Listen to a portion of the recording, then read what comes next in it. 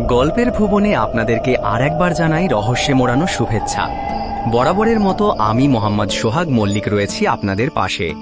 আজ আমরা শুনব অন্ধকারের ফিসফিসানি পর্ব 1।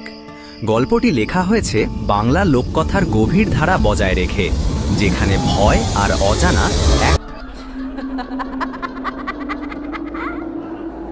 পর্ব 1, রহস্যের সূচনা। বর্ষাকালের শেষ দিক। মেঘ যেন রাগে উন্মত্ত হয়ে নেমে এসেছে জমিনে। চট্টগ্রামের পার্বত্য অঞ্চল থেকে শুরু করে সিলেটের গহীন বন, সর্বত্র ঢল আর ধ্বংসের তাণ্ডব। নদী ফুলে ফেপে উঠেছে, বাঁধ ভেঙে ভেসে যাচ্ছে ঘরদোর, বাজার, মসজিদ, মন্দির।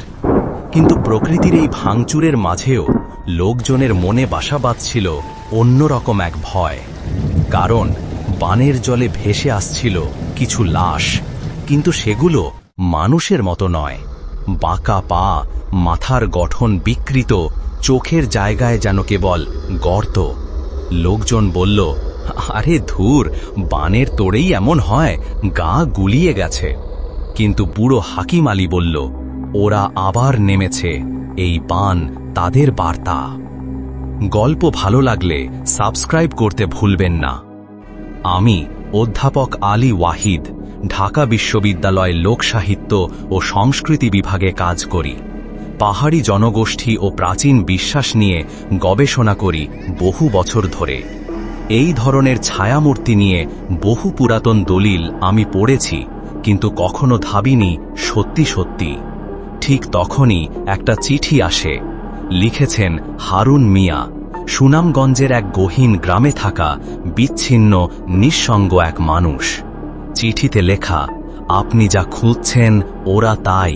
ওরা আছে পাহাড়ের গায়ে, গাছের ছায়ায়, তবে সাবধান, ওদের নজরে আসা মানেই হারিয়ে যাওয়া। চিঠির সাথে ছিল কাঁপা হাতে তোলা কিছু ছবি। আধা অন্ধকারে আলো ছায়ার ভেতর একটা ছায়া, একটা পায়ের ছাপ, একটা বিকৃত মুখ আর অজানা আতঙ্ক।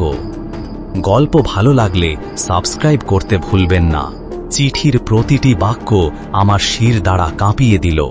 হারুন লিখেছে, রাতে পাহাড়ে শব্দ শোনা যায়, কে যেন ফিস ফিস করে ডাকে নাম ধরে, আর সেই ডাকের জবাব দিলে মানুষ আর মানুষ থাকে না। আমার মনে হলো সত্যের কাছাকাছি পৌঁছাতে হলে পালিয়ে নয়, আমাকে ঢুকতেই হবে সেই আঁধারের উৎসে। বন্ধুরা বলল, পাগল হয়েছ, ওখানে গেলে কেউ ফিরে আসে না। আমি শুধু বললাম, তাহলে একজন অন্তত থাকলো যে চোখে দেখেছে অন্ধকারের মুখ।